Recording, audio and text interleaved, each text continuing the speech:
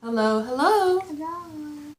I'm Christina, this is Vivian, and we're going to read on Arbor Day, the Great Kapok Tree.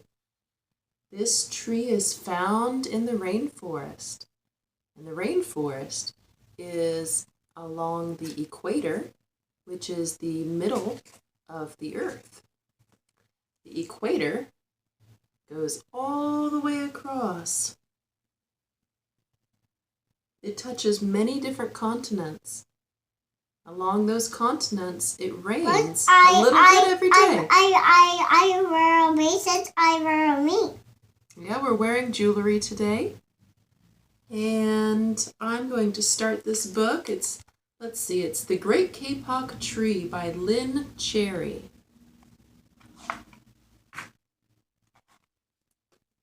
Okay. Two men walked into the rainforest. Moments before, the forest had been alive with the sounds of squawking birds and howling monkeys. Now all was quiet as the creatures watched the two men and wondered why they had come. The larger man stopped and pointed to a great kapok tree. Then he left. The smaller man took the axe he carried and struck the tree. Whack, whack, whack! The sound of the blows rang through the forest. The wood of the tree was very hard. Chop, chop, chop! The man wiped off the sweat that ran down his face and neck. Whack, chop, whack, chop! Soon the man grew tired. He sat down to rest at the foot of the great kapok tree. Before he knew it, the heat and the hum of the forest had lulled him to sleep.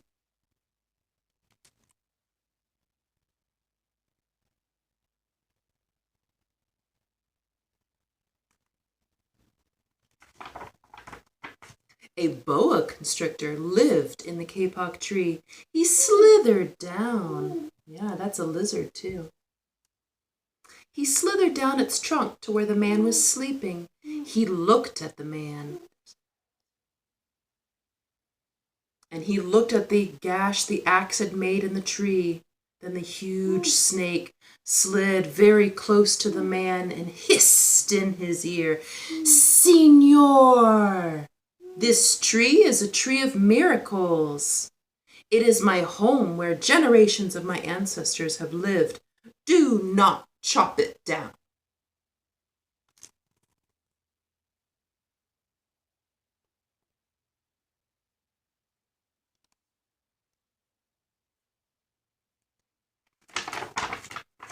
A bee buzzed in the sleeping man's ear. "Señor, my hive is in this kapok tree, and I fly from tree to tree and flower to flower, collecting pollen. In this way I pollinate the trees and flowers throughout the rainforest. You see, all living things depend on one another."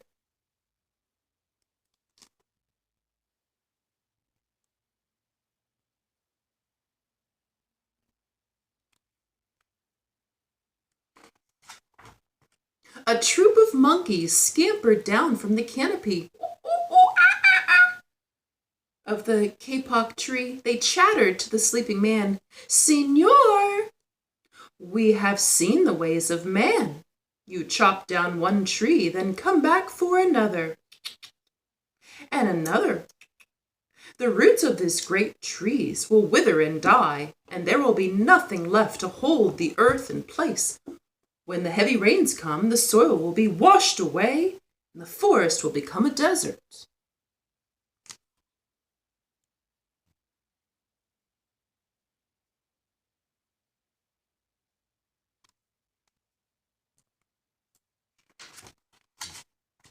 A toucan, a macaw, and a cock of the rock flew down from the canopy. "Señor," squawked the toucan, "you must not cut down this tree.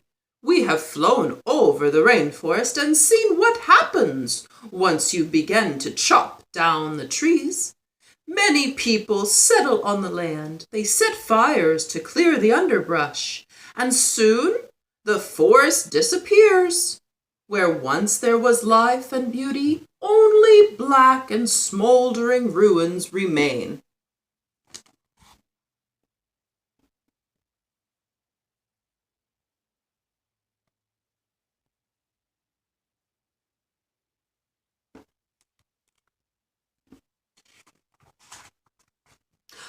A bright and small tree frog crawled along the edge of the leaf. In a squeaky voice, he piped in the man's ear, "Senor, a ruined rainforest means ruined lives, many ruined lives. You will leave many of us homeless if you chop down this great kapok tree."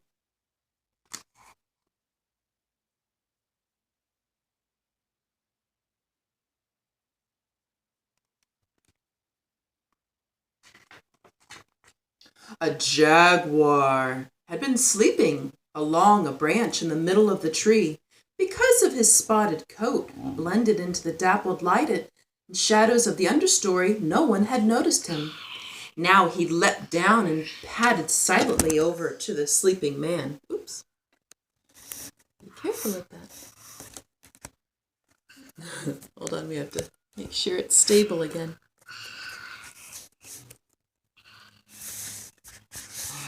How we did it. How did we do it? Okay. But I'm a giant. Okay. On my. He growled in his ear, "Senor, the kapok tree is home to many birds and animals. If you cut it down, where will I find my dinner?"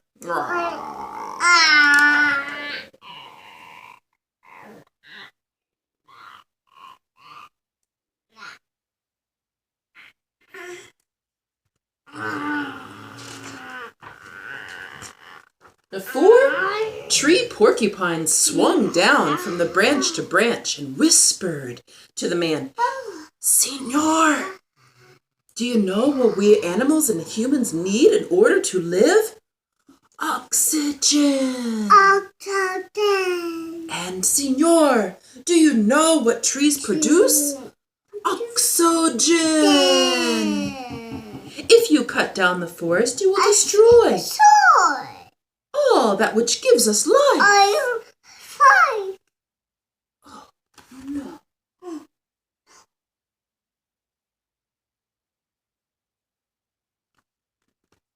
Oh, no. Several anteaters climbed down the kapok tree with their young, clinging to their backs. The unstriped anteater said to the sleeping man, "Senor, you are chopping down this tree with no thought of the future, and surely you know that what happens tomorrow..." Careful with things in your mouth that aren't food. Okay. Not just place it in my mouth. No, we should put this around our hand. Oh, hold on now. I want to keep mine on. Where was I? Oh, yeah. "Surely you know that what happens tomorrow depends on what we do today.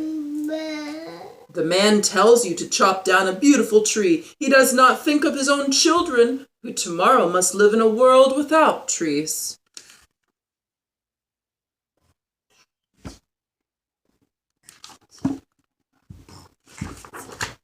Oh, the 3-toed sloth had begun climbing down from the canopy when the man first appeared. Only now did she reach the ground, plodding ever so slowly over to the sleeping man. She spoke in her deep and lazy voice, "Senor, how much is beauty worth? Can you live without it? If you destroy the beauty of the rainforest, on what would you feast your eyes?" Oh,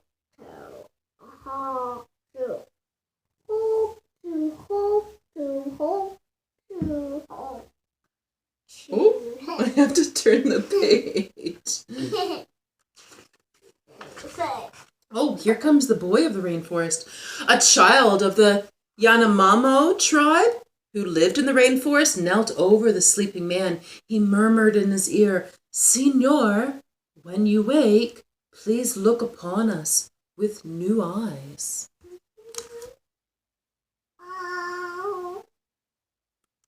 With new eyes. The man awoke with a start. Before him stood the rainforest child, and all around him staring were the creatures who depended upon the great kapok tree. What wondrous and rare animals they were. This is a few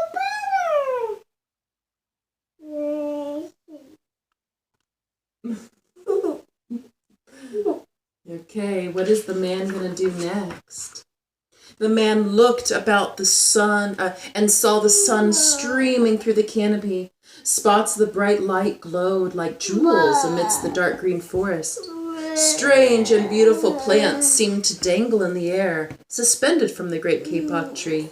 The man smelled the fragrant perfume of the flowers. He felt the steamy mist rising from the forest floor, but he heard no sound, for the creatures were strangely silent.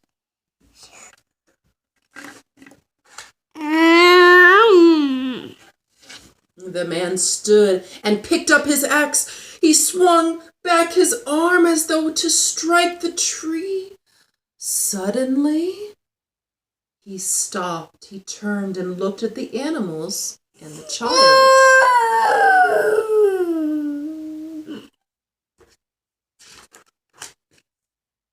He hesitated, then he dropped the axe and walked out of the rainforest. The end. Now I'd like to show you again. Silly Willy. I'd like to show you again.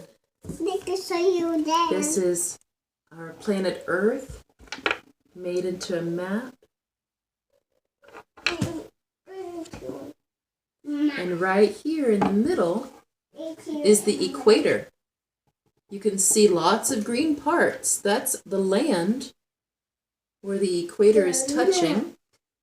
That's where the rainforest is. And we live right here.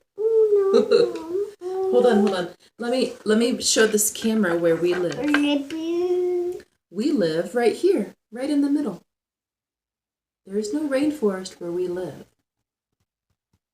We can still do our part. We can still do our part and help the rainforest with products that we buy, with money that we spend, where we put our money.